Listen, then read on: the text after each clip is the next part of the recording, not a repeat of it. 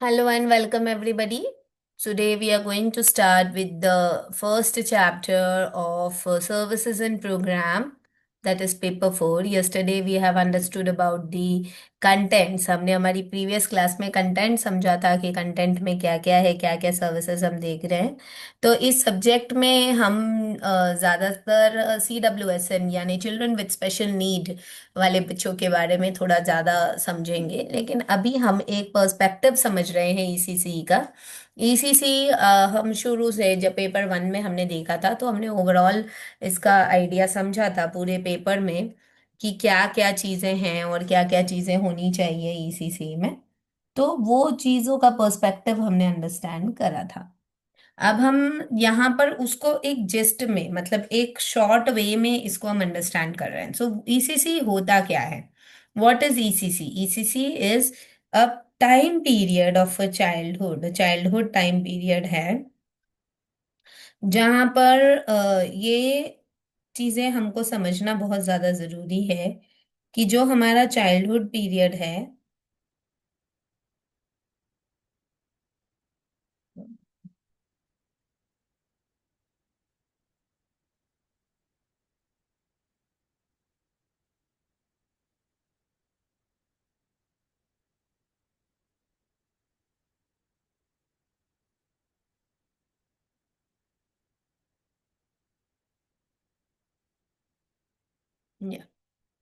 या so sorry, I was just messaging. Okay so जो हमारा चाइल्डहुड पीरियड है, इस पीरियड में कब कैसा किस प्रकार से ग्रोथ होता है और हमारा जो बेसिक कॉन्सेप्ट है चाइल्ड डेवलपमेंट का, जो हम लोगों ने चैप्टर 2 में समझा था ईसीसी की बुक में, कि कॉन्सेप्ट ऑफ द डेवलपमेंट। इसमें हमने फिजिकल, लैंग्वेज, सोशल, इमोशनल और हर तरीके की डेवलपमेंट को समझा था।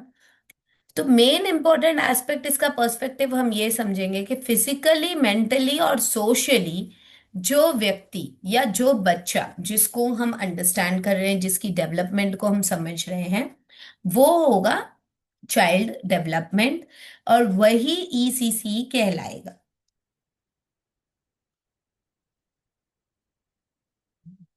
ईसीसी का full form early childhood care and education.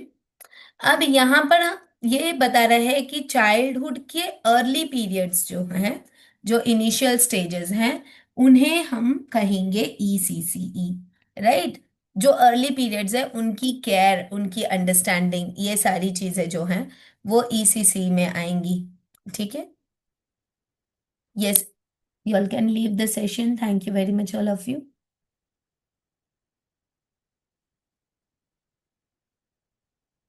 Actually, there was one class, they were in the session.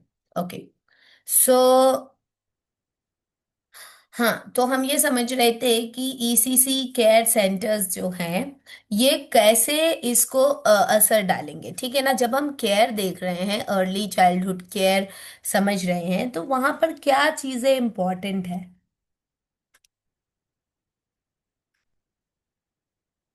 सबसे पहले जरूरत है स्टिमुलेशन एंड देन इंटरैक्शन।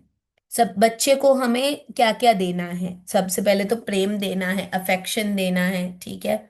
और फिर इसके बाद में जैसे ही बच्चे को हम लव, केयर, अफेक्शन देते हैं, उसके बाद बच्चे को एक सिक्योरिटी फीलिंग आने लगती है। मतलब बच्चे को लगता है कि yes, I am safe and secured with so and so person. फिर हम जो मोटिवेशन बच्चे को देते हैं वो बच्चे को स्टिमुलेट करता है और उसकी एक्टिविटीज के इंटरेक्शन में उसको हेल्प एंड सपोर्ट करता है। तो ये हुआ। ठीक? तो ये पूरी एक्टिविटीज एक ईसीसी वर्कर उसके अंदर इंस्टिल करते हैं। ईसीसी वर्कर कौन? आप। ठीक है ना?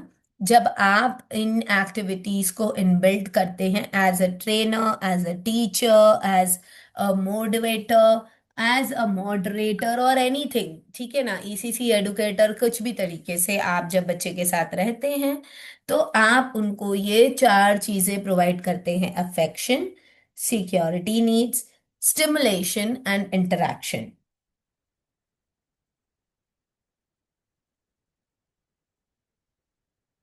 सो एक जनरल केयर में हमको ये समझ में आया कि ईसीसी जो है वो एक इम्पॉर्टेंट एस्पेक्ट है चाइल्ड डेवलपमेंट के लिए, और जो अर्ली इंटरवेंशंस हैं उनको समझने में काफी ज्यादा हेल्पफुल होता है।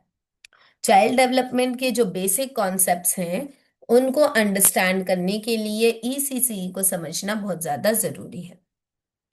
तो कैसे इन ईसीसी को हम समझेंगे और ऑर्गेनाइज करेंगे और हमें पता चलेगा क्या चीज होना चाहिए क्या चीज नहीं होना चाहिए, इसके लिए गवर्नमेंट ऑफ इंडिया में बहुत से ईसीसी प्रोग्राम्स लॉन्च किए गए, राइट। तो जब हम इन ईसीसी प्रोग्राम्स की लॉन्चिंग को समझ रहे हैं तो उसमें अगर हम देखें तो सबसे पहला है नेपाल प्रोजेक्ट एंट्री पॉइंट। तो ये एक प्रोजेक्ट है, और इस प्रोजेक्ट के अंतर्गत जो नेपाल के जो एनजीओज है यानी नेपालीज एनजीओज, इन्होंने जो है विमेन और चिल्ड्रन की केयर के लिए शुरुआत करी थी, जो इंडियन गवर्नमेंट ने उसे अडेप्ट किया। ठीक है। इंडियन गवर्नमेंट का इस ऑर्गेनाइजेशन को अडेप्ट करना काफी फ्रूटफुल रहा। और यहाँ पर क्या हुआ, एक वुमेन पर के साथ में 5 to 6 बच्चों का ग्रुप बनाया गया।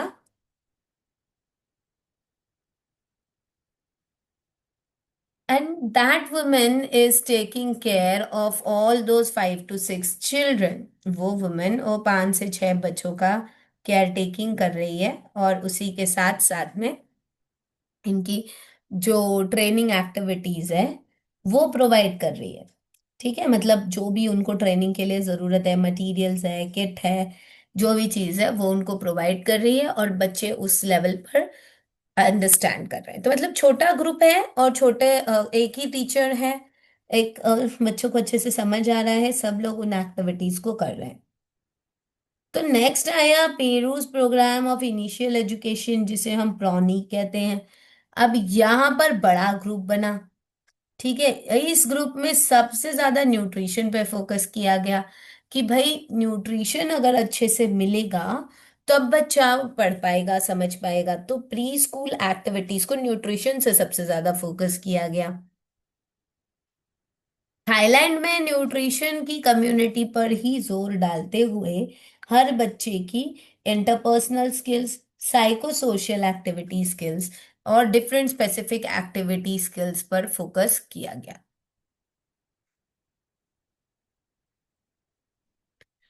तो ये कुछ प्रोग्राम्स थे जो भारत और भारत के बाहर लॉन्च हुए गए। अब यहाँ चेक योर प्रोग्रेस में बहुत सी चीज़ें हैं, important functions of ECC and all.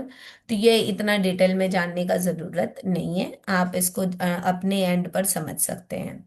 हमने हमारे पेपर 3 में देखा था प्रोटीन एनर्जी माल न्यूट्रिशन या न्यूट्रिशन की रेट्स। वो सारी चीज़ें भी अगर आप यहाँ पे समझना चाहते हैं तो बता सकते हैं। तो ये था एक जनरल पर्सपेक्टिव। अब हम नेक्स्ट चैप्टर एंटर करते हैं, some theoretical orientations in the early childhood. ये बहुत ज्यादा इंपॉर्टेंट चैप्टर कह लो या इंपॉर्टेंट टॉपिक कह लो। यहाँ पे हम बहुत से एजुकेशनिस्ट की एजुकेशनल फिलॉसफी को समझेंगे, और यहाँ पर सबसे ज्यादा इंपॉर्टेंट है जॉन कॉमिनस एंड रोजो। ठीक है, जॉन कम्युनिस थे, इन्होंने डिडैक्टा मैग्ना नाम की जो बुक है उसको लिखा था, और ये एजुकेशन के एस्पेक्ट पर अर्ली चाइल्डहुड केयर के ऑब्जेक्टिव को समझाता है। ये बुक ये बताता था कि जो बॉयज हैं और वो स्लॉटर हाउसेस में जाकर मतलब जो टेरर फैलाते थे कि भाई उस समय वहां पर रेसिज्म बहुत ज्यादा चलता था। पोलैंड की बात है। तो पोलैंड और स्पेन जो है इनका बहुत ज्यादा वो चल रहा था, झगड़ा कह लो, सेकेंड वर्ल्ड वॉर के टाइम की बात है। जॉन कम्युनिस्ट जो है मोराविया के थे, जो एक जेकोस्लोवाकिया का प्रोविंस है, मतलब जेकोस्लोवाकिया एक स्टेट है जिसका जगह है मोराविया, वहां के हैं ये जॉन कम्युनिस्ट। तो ये हंगरी के स्कूल में पढ़े थे। तो स्पेन के साथ में पोलैंड और स्पेन दोनों का इन्वेजन हुआ था, मतलब लड़ाई हो रही थी। तो इस दौरान इन्होंने अर्ली चाइल्डहुड एजुकेशन पर ये डिडैक्टिया मैग्ना नाम की बुक लिखी थी, और ये जो बुक थी, ये कहती थी कि जो बॉयज का टेरर और स्लॉटर हाउसेस जो बनते जा रहे हैं, मतलब जो लोग दहशत फैला रहे थे, और स्लॉटर हाउसेस मतलब उस समय स्लॉटर कौन हो रहे थे, ह्यूमन बीइंग्स, खुद ह्यूमन बीइंग्स, मतलब अभी जैसे भारत में फांसी लगती है ना, वो वहां पर सीधा सर काट देते थे स्लॉटर हाउसेस में, and then they use to eat the body of that person and all all those stuff, मतलब एकदम गंदगी, मतलब बहुत ज्यादा कचरा टाइप का चीज हो रहा था, तभी सेकेंड वर्ल्ड वॉर हुआ था। तो आपने अगर हिस्ट्री पढ़ी होगी तो जॉन कम्युनिस्ट के बारे में जरूर पढ़ा होगा, जो वर्ल्ड वॉर वाली हिस्ट्री थी। तो ये डायडैक्टिक अपैरेटस जो है ये डिस्कस करता था इम्पोर्टेंट एस्पेक्ट्स।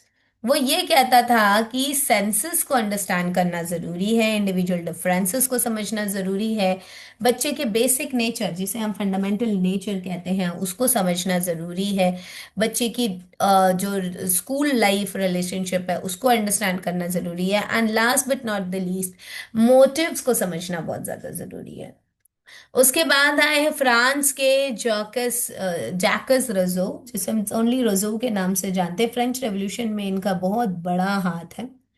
नेचुरलिज्म को ये बढ़ावा देते हैं। इसकी अगर आप डिटेल में हिस्ट्री देखना चाहें तो आप गूगल कर लें। बहुत ही अच्छी तरीके से इन्होंने नेचुरलिज्म, आइडियलिज्म, इन दोनों चीजों के बारे में बताया है। ठीक है। तो पहले तो हम नेचुरलिज्म को ही समझेंगे कि क्या चीज नेचर में नेचुरली एग्जिस्ट करती है और क्या चीज अपने आप होती है, बच्चों के अंदर क्या क्या चीजें अपने आप चेंज होती है। इस चीज पर रोजो ने फोकस किया था। इसके बाद आए पेस्टोलजी। पेस्टोलजी तो ये स्विट्जरलैंड के हैं और इन्होंने जो है बहुत ज्यादा फोकस किया था एजुकेशनल रिफॉर्म पर। और इन्होंने एक मैनुअल लिखी थी, how Gertrude teachers her children. ठीक है, तो उन्होंने बच्चों को कैसे पढ़ाना, उनकी जो फिलॉसफी थी, उनकी फिलॉसफी ये कहती थी कि जो एजुकेशनल मेथड्स हैं वो एक सिस्टम को फॉलो करते हैं। जब वो किसी सिस्टम को फॉलो कर रहे हैं तो इनकी educational emphasis mother teaching system पर ज्यादा फोकस करती है। इनका ये मानना था पेस्टोलॉजी का कि play way method, play way activities से जितना ज्यादा बच्चों को सिखाया और समझाया जाएगा उतना जल्दी बच्चे अपने आप को अडॉप्ट करेंगे। तो पेस्टोलॉजी की जो फिलॉसफी थी वो रिफ्लेक्ट करती थी कंटिन्यूस एफर्ट स्कूलिंग के लिए, और वो एक ऐसा अप्रोच था जहां पर बच्चे नेचुरल चीजों से कनेक्ट होकर और प्ले एक्टिविटीज पर सबसे ज्यादा फोकस करते थे।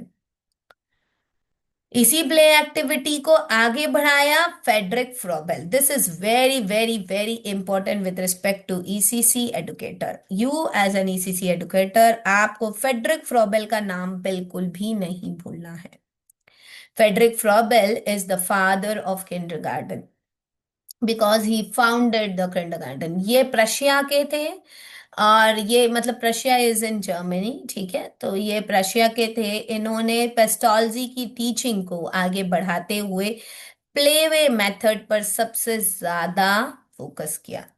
उनका ये कहना था कि बच्चे जो हैं एक गार्डन की तरह हैं, और इसीलिए उन्होंने उनके टीचिंग मेथड्स को किंडर गार्डन का नाम दिया।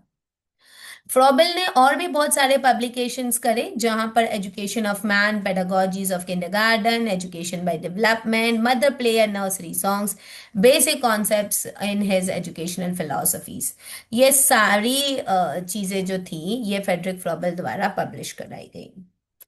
बट ये जो concepts in the educational philosophy ये सबसे ज्यादा इम्पोर्टेंट आईसीसी एजुकेशन पर आई गई, जिसमें उनका ये कहना था कि बच्चे जो हैं वो प्ले को यानी खेल को सबसे ज्यादा महत्व देते हैं। जितना प्लेवे मेथड से हम बच्चे को सिखा सकते हैं, बता सकते हैं, समझा सकते हैं, उतना कोई और मेथड उनको अट्रैक्ट नहीं करता है। तो उसके बाद उन्होंने किंडरगार्टन के कॉन्सेप्ट को पुट फोर्थ किया सबके सामने, और किंडरगार्टन मेथड एक एलिमेंट्री स्कूलिंग सिस्टम बन गया। और इसीलिए उस समय के बाद से आप लोग ये जो कहते हो ना LKG, UKG, ये क्या है, ये kindergarten. KG means kindergarten, K for Kinder and G for garden. Okay, so lower Kinder garden is LKG and upper Kinder garden is UKG. उसी के बाद से एलकेजी और यूकेजी वाली क्लासेस का सेटअप हुआ नर्सरी क्लासेस में, के बाद में। नहीं तो पहले नर्सरी एक बेसिक होता था कि बच्चों की एडमिशन और एंट्री, और उसके बाद में सीधा फर्स्ट, ऐसी चीजें आ जाती थी। लेकिन फिर ये दो क्लासेस फेडरिक फ्रॉबेल के आने के बाद में आई, जहाँ पे बच्चों की नींव बनना स्टार्ट हुई। फिर यहाँ पर प्लेवे मेथड के अकॉर्डिंग जो है बच्चों की मोटर स्किल्स, बच्चों की डिफरेंट एक्टिविटीज, और बच्चों के साथ साथ उनके जो कॉन्सेप्चुअल क्लैरिटी है वो होने लगी। उनको एक्सप्रेशन यानी खुद से एक्सप्रेस करना, सेल्फ एक्सप्रेशन जो है, उन पर फोकस किया गया। और फिर इनकी सोशल क्रिएटिविटी पर भी फोकस किया गया। फ्रेडरिक फ्रॉबेल ने बहुत सी चीजों को प्ले एक्टिविटीज में लेकर आए, जैसे क्ले, सैंड, बीड, स्ट्रिंग्स, और भी बहुत सारी एक्टिविटीज, जिन एक्टिविटीज के माध्यम से बच्चे प्ले को और आर्ट वर्क को सबसे ज्यादा मान्यता देने लगे। इसके बाद very very important, doctor Maria Montessori. ऐसा नहीं कह सकते कि इनके बाद, अगर आप देखें फ्रेडरिक फ्रॉबेल जो है ये क्या है, 1782 से 1852, ठीक है। और यहाँ पर क्या दिया है, 1870 से 1952, ठीक है ना। तो अब ये देखो 52 है, 1852। तो इन्होंने जो चीज मेन पे फोकस करी थी, उन्होंने उसको आगे बढ़ावा दिया डॉक्टर मारिया मोंटेसरी ने।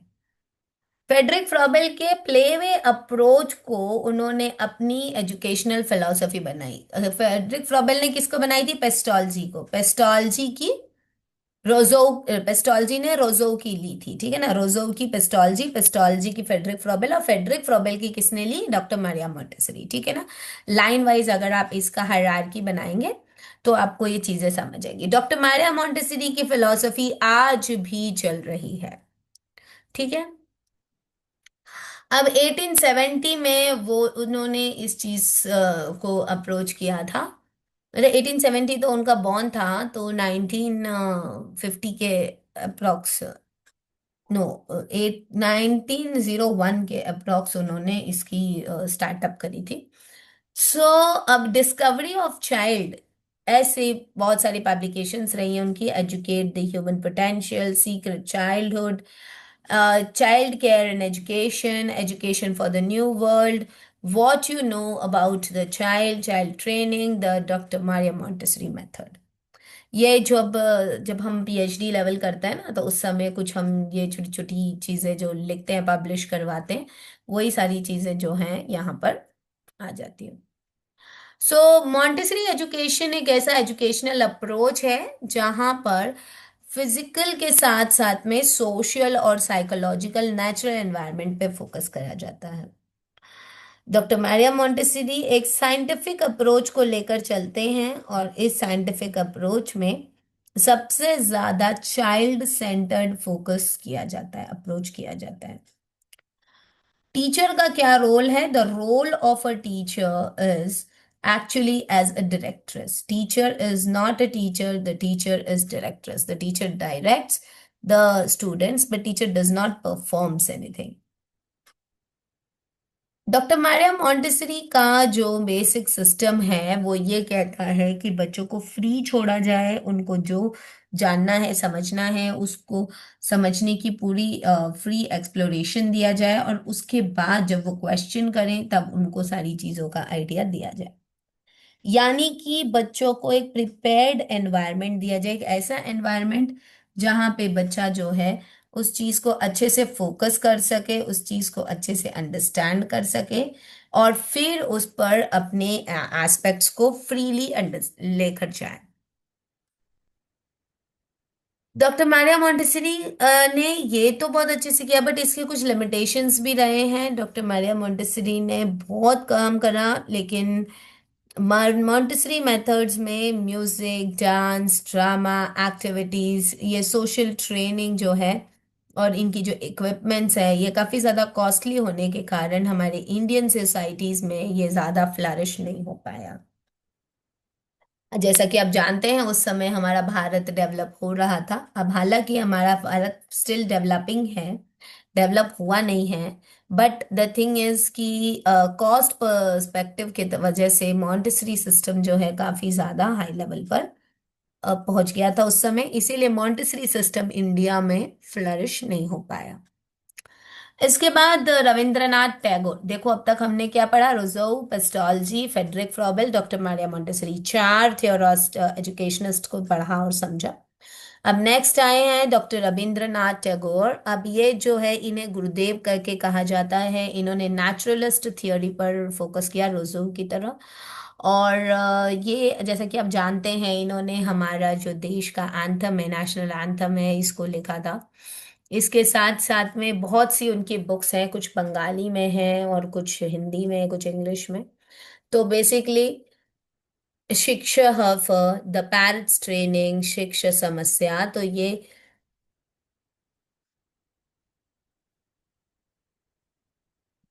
सारी नेचुरलिस्ट फिलॉसफी जो है ये इसमें आई थी।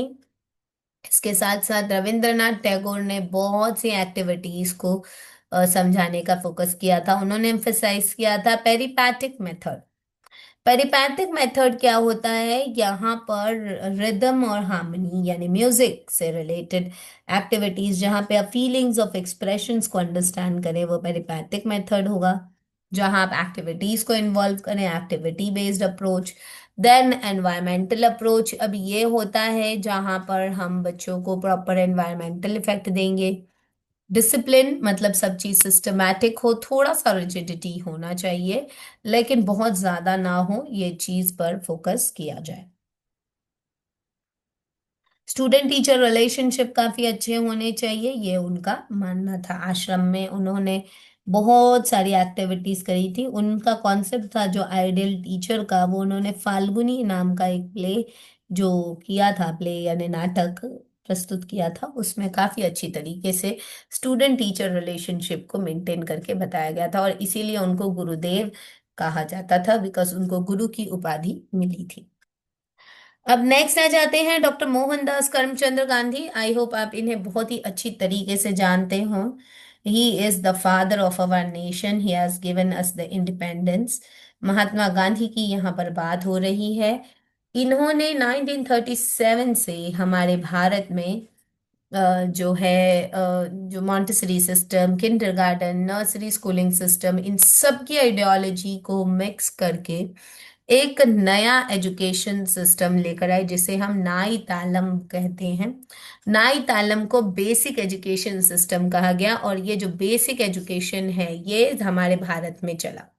मैं चूंकि महात्मा गांधी हमारे भारत के सिस्टम को काफी अच्छे से समझते थे, तो ये जितने भी एजुकेशनिस्ट रहे हैं, पेस्टोलॉजी और रोजो और फेडरिक फ्रॉबेल और मॉन्टेसरी, ये जो फेमस नहीं हो पाए, ये जो चीज को फ्लरिश नहीं कर पाए, वो हमारे महात्मा गांधी ने किया। बेसिक एजुकेशन के सिस्टम के मेथड से उन्होंने पब्लिश की basic education, true education, task before Indian students, towards new education and different medium of instruction. तो आप सभी जानते हैं महात्मा गांधी चरखा चलाते थे, तो आप ये समझ सकते हैं कि भारत में उस समय अर्निंग और वर्किंग वोकेशनल एजुकेशन, इस पर सबसे ज्यादा फोकस किया गया, जिस पर आज भी प्रधानमंत्री श्री नरेंद्र मोदी जी ने काम किया है, और वोकेशनल एजुकेशन पे सबसे ज्यादा एक्टिविटीज करी हैं। गिजूबाई बढ़ेका, इन्होंने प्री स्कूल एजुकेशन पे बहुत ज़्यादा एक्टिविटीज़ रन करी। प्री स्कूल टीचर्स के साथ टीचर ट्रेनिंग प्रोग्राम्स, इनका सपोर्ट किया ताराबाई मोदक महाराष्ट्र में। और इन्होंने आंगनवाड़ीज और बालवाड़ीज की संस्थापना की, और इसके साथ में शिशु विहार केंद्र की संस्थापना बॉम्बे, उस समय मुंबई को बॉम्बे कहा जाता था, बॉम्बे में हुई।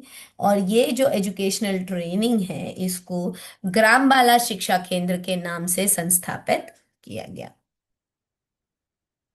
फिर इसके बाद नेक्स्ट आई अनुताई, ताराबाई मोदक को अनुताई वाघ करके जो है, उन्होंने ताराबाई मोदक के साथ काम किया, और इन्होंने मॉन्टेसरी मेथड को इंडियनाइजेशन देने की प्रयास किया। इन्होंने स्टोन्स, पेबल्स, लीव्स, मतलब जो इंडियन चीजें हैं उनको शुरू कर कर इनकी संस्थापना की। सबसे पहला इंडियनाइज्ड मॉन्टेसरी सिस्टम जो है थाने डिस्ट्रिक्ट बॉम्बे के स्त्री शक्ति जागृति समिति के अंतर्गत किया गया। उन्होंने बहुत सी बुक्स मराठी में लिखी, जिसमें से सबसे पहला था नूतन बाल शिक्षण संघ और शिक्षण पत्रिका। ठीक है। और इस जर्नल को सबसे ज्यादा प्रावधान दिया गया सावित्री बाई फुले, जो कि ज्योतिराव फुले की पत्नी थी और जो टीचर रहे हैं। और सावित्री बाई फुले ने लड़कियों को पढ़ाने के लिए सबसे ज्यादा योगदान दिया। तो ये जो थे हमारे थियोरॉटिस्ट से एजुकेशनिस्ट थे, जिन्होंने एजुकेशन के सिस्टम पे सबसे ज्यादा फोकस करते हुए ये सारी चीजों को प्रावधान दिया। ये यहाँ पर एग्जाम्पल दिए गए हैं, अगर आप इन्हें देख लें। List 3 basic philosophies of educational philosophy, तो सबसे पहले कम्युनिस्ट है, फिर उसके बाद में रोजो है, रोजो के बाद में पेस्टोलॉजी, देन फेडरिक फ्रॉबेल, फिर डॉक्टर मारिया मोंटेसरी, फिर उसके बाद आए महात्मा गांधी, एंड देन ताराबाई मोदक, अनिंदी वाघ और गिजुबाई बड़केरा। ठीक है। रविंद्रनाथ टैगोर का है, लेकिन वो इसके अंदर इन्वॉल्व नहीं है, वो उनका अलग सिस्टम और पैटर्न था। तो उनका भी आप देख सकते हैं, अलग अलग लोगों का अलग अलग एस्पेक्ट्स यहाँ पर दिया गया है। तो आज हम लोगों ने थियोरेटिकल ओरिएंटेशंस देखे, अब कल हम देखेंगे ऑर्गेनाइजेशन फॉर दी चिल्ड्रन। बच्चों के लिए क्या ऑर्गेनाइजेशंस अरेंज करी हैं, और कोशिश करेंगे कि कल भी हम 2 चैप्टर रन करें। सो आज के लिए बस इतना ही। आप सभी लोग प्लीज अपनी अटेंडेंस को चैट बॉक्स में डालें। मैं सेशन को स्टॉप कर रही हूँ और आप लोगों की अटेंडेंस डालें ताकि हम अटेंडेंस को रन कर सकें।